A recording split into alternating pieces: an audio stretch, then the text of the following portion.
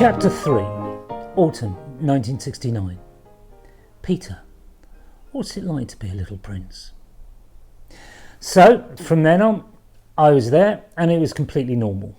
Normally complete. I don't really remember any more feelings of even the slightest unease for at least another year. In retrospect, it was even better than that. I think, for the first and quite possibly the only time in my life, I was being mollycoddled by outsiders. The perfect extension to the family nest. So, for example, when I'd been there perhaps a month, when Mum came to pick me up, she found a little boy sitting on a bench next to the coat racks with legs outstretched. One girl sat, or possibly lay, crouched by each foot and gently, though with not a little effort, put one of his shoes on. "Here's your shoe, Petey." Another was positioned exactly as the first girl, exactly opposite her. She put the other one on. They were like the two porcelain King Charles spaniels guarding the hearth in the sitting room.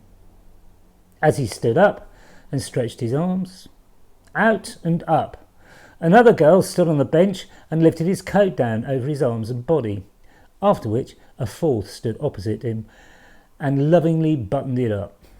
I'd made my move early, you see, made my mark. The teachers were falling in too. It all began with reading. Why do I remember those books more than the maths books? Possibly because they were rainbow books, starting at red, finishing at violet, a perfect goal to aim at. The red books you wrote and drew in, beautifully simple.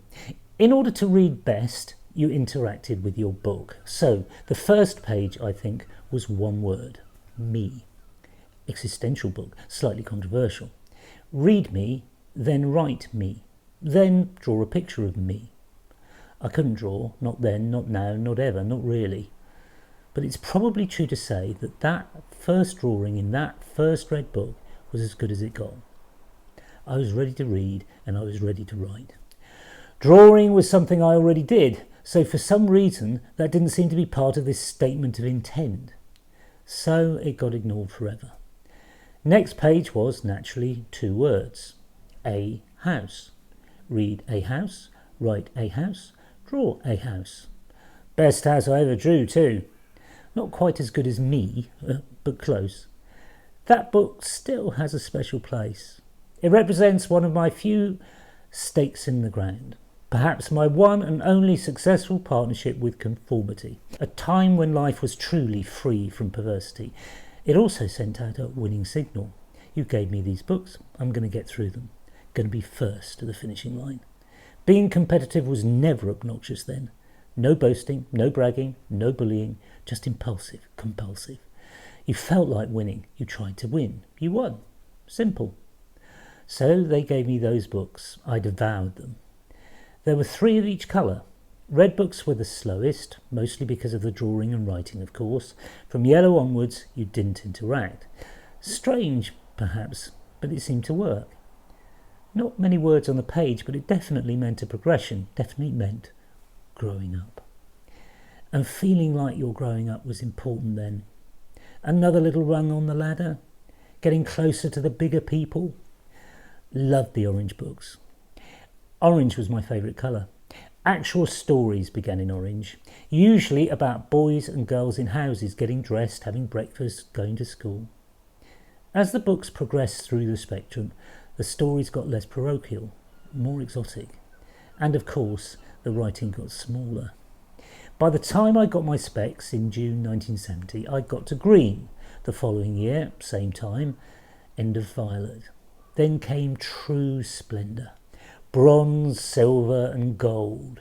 The stories were involved, fabulous.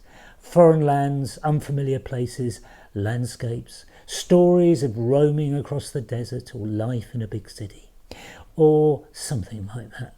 Of course, I was more concerned with getting to the finishing line than the stories themselves. So, that by the time it all happened in February 1972, momentous as it was, I'd done with reading. Well, fiction at any rate. Maybe for another 10 years. As long as that.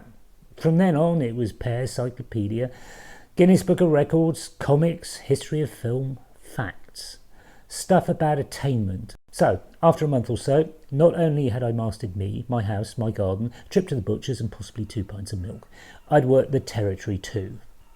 There I stood, the little prince, with harem thrown in. But at what price?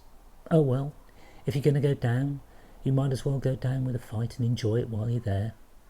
Mum just stood there awestruck. This was better than even she'd imagined. So suited Peter's character, absolutely ideal for early progress. And God only knows what it would have been like had he gone to one of those nasty state primaries. And that was that. Institutionalised in cotton wool and feathers. Condemned by candy floss.